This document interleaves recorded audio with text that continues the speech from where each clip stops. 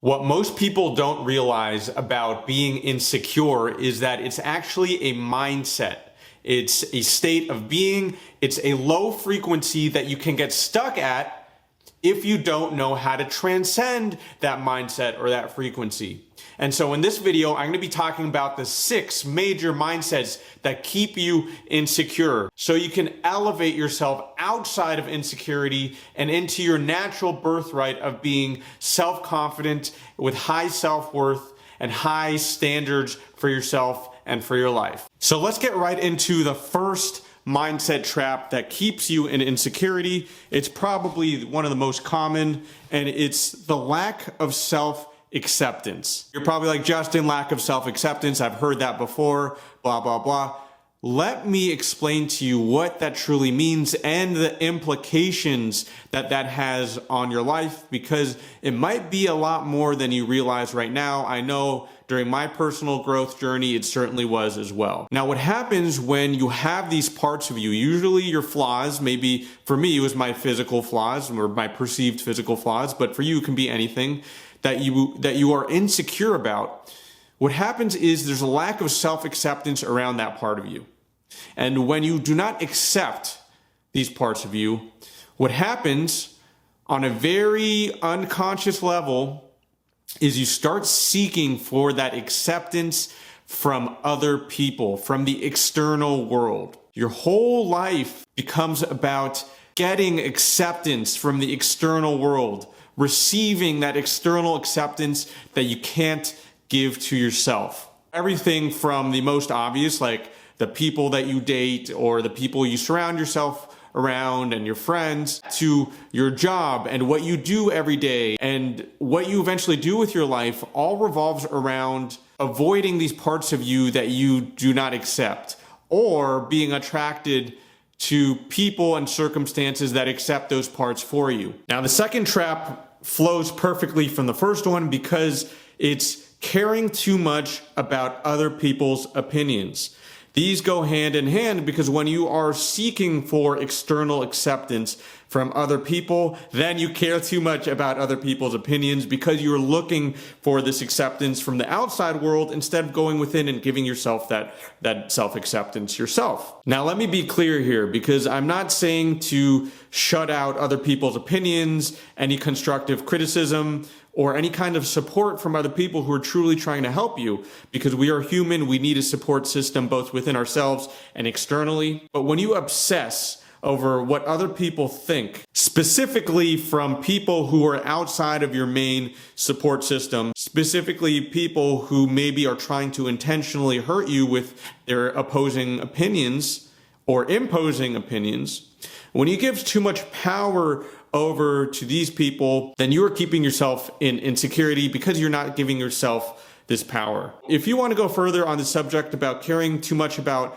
other people's opinions and how to get out of this, I did an earlier video, I'll link it up here, about my own personal story, how I stopped caring about what other people thought of me, because this was a big problem that I struggled with. So if you want to go more in depth, I'll put that video up there so you can watch that after this video. Mindset number 3 that keeps you insecure is suppressing or hiding from or avoiding your emotions. Now, this is one that I struggled with a lot because I thought as a man I had to be stoic, I couldn't show emotion, and I thought showing emotion maybe made me more feminine, and then I became super insecure about that. What we have to understand is that we are humans, we are emotional creatures, and emotions are one of the biggest gifts that we were given, because without emotions we would just be lifeless. We would be lifeless robots or zombies. Because emotions are the true orchestra of life. They're what makes life so exciting. Imagine a life with no emotions, where you can't express yourself freely from the whole spectrum of emotions. I'm not just talking about the positive ones, joy and happiness. I'm talking about even sadness and anger and insecurity. If you can't express that, it gets stuck in you. So instead of hiding from our emotions or avoiding our emotions or suppressing our emotions, we need to get to a place of emotional intelligence where we can effectively communicate and express our emotions. Now, notice I said express. I didn't say react or explode an emotion. If you are angry, great, express that anger, but not in a way where you're going to hurt others and you're going to explode, but in a way where you can effectively communicate that to someone or have some kind of outlet. Don't let yourself be fooled by suppressing any emotion that you have. Emotions are emotions. I've talked about this before. They're energy and motion, and energy wants to flow through your body, doesn't want to get stuck in any certain part. That is our most natural state, is when we allow every emotion, not just the good ones, flow freely through us. The fourth mindset trap that's going to keep you stuck in insecurity is lack of perspective. Now, this one can be a little bit tricky, so let me get very exact and specific with what I mean. Lack of perspective does not mean invalidating your feelings. It does not mean invalidating your problems or your sense of insecurity. It does not mean that.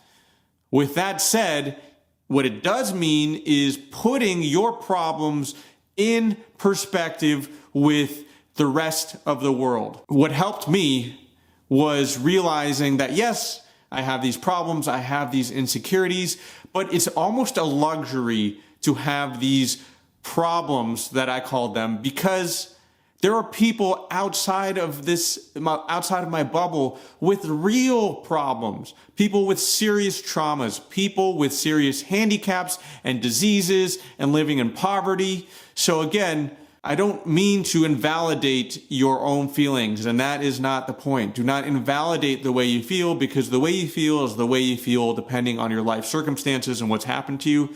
But it's important to realize that there are some really, really big problems out there. And sometimes it's nicer to have our problems. When I realized what kind of real problems are out there, I almost grabbed my problem. I didn't want to let go of my problems. I'm like, no, these are good problems to have compared to what's really out there. And again, it doesn't mean I don't work on them and I don't realize that they're real to me. But it's good to have some perspective, have a sense of where we are in the universe. When we zoom out of our little bubble and realize how minuscule we are, how tiny we are, and when we take the earth and minimize that, if we start thinking and zooming out just for a second about how little we really are in this universe, there's something to that. There's something about our problems that just shrink a little bit. All I'm saying is find that balance. Find that balance between not invalidating your feelings, but also realizing that we are on a floating rock in the middle of nowhere, just floating around the sun, literally in the middle of nowhere, and that other people most likely, not always, but most likely have bigger problems than you do. So be a little bit grateful that your problems aren't bigger than they really are right now. The fifth mindset is you're not in your own corner. When I was going through my own self-transformation and my own transition from insecurity to self-confident, what I realized as a general theme was I was just not in my corner. I was not backing myself up. I was not my own biggest cheerleader. I was constantly putting myself lower than everyone else. We are the only person in here. We're the only entity, spirit, soul, whatever you want to call it, but we are in this body. There's no one else in this body that can do things for us. And since we're the only one in control in here, we have to be our biggest support system, our biggest cheerleader. We have to have our own back. And that doesn't mean go out and justify every negative thing that you do. But what it does mean is don't make yourself so low compared to other people. Don't put other people on a pedestal and put yourself way below them. We want an equal playing field. We want to bring ourselves up and bring other people down, and we want to love ourselves. You inside that insecure self is just a wounded child, a child that has maybe lost its way from home. If you found that child, of course you wouldn't tell it it's wrong or ignore it or abandon it. You would take such good care of that child. You would nurse it to health. You would bring it home and tell it, I'll give you everything you need until you're back to normal. don't worry, everything is going to be fine. If you don't get what I'm alluding to here, you are the parent that needs to take care of your inner child, the inner child that's been broken, that's been programmed into insecurity because of something that's happened to you or thoughts that you've had about yourself that's compared yourself to other people. Parent yourself. Parent this insecurity, this insecure child. Don't be mean to it. Don't abandon it. Don't abuse it, because that's what most of us do unconsciously. But love it. Love it, and that's the only way it's going to heal. So don't get stuck in the trap of not being in your own corner. Now, the sixth mindset trap is the most important because it encompasses everything that we've talked about. It's basically the origin of where everything from your insecurity comes from, stems from. And that trap is unhealed trauma, unhealed emotional wounds. The trap is not healing those wounds. We get tricked into thinking that it's too scary, it's too hard, it's not worth it to revisit our past wounds and traumas, when that is the key. That is the key to everything. Beyond insecurity, it's the key to total internal freedom. Now, I'm gonna get very real with you right now. Probably the most real I've been in this entire video. The reason that you are insecure is not because of the way you look. It's not because of your personality. It's because something happened to you in your past that told you you are not good enough. And that has been instilled in you, that has been programmed into you, and you live your life from this perspective. So when I talk about past wounds and past traumas, this is what I'm talking about. Something that's happened to you, whether it's minuscule or big, that told you you're not good enough, and you believed it. And these can be really complicated things, like our parents telling us that we're not good enough, because that's our support system. So yes, it can be very tough. But again, it doesn't change the fact that something happened to you that told you you're not good enough. Now, once you start realizing that, then you start breaking away this paradigm that's too scary to heal emotionally. And you allow yourself the freedom and the excitement to start investigating these wounds, not for the purpose of just staying in there and wallowing in these wounds, but for the purpose of healing yourself from the inside out so you can experience total and complete internal freedom and self-confidence. I hope you are understanding the gravity of what I'm explaining to you right now. If you need help with healing these emotional wounds, I have a powerful, detailed PDF on exactly how I healed, the technique I use to heal my own past traumas and wounds.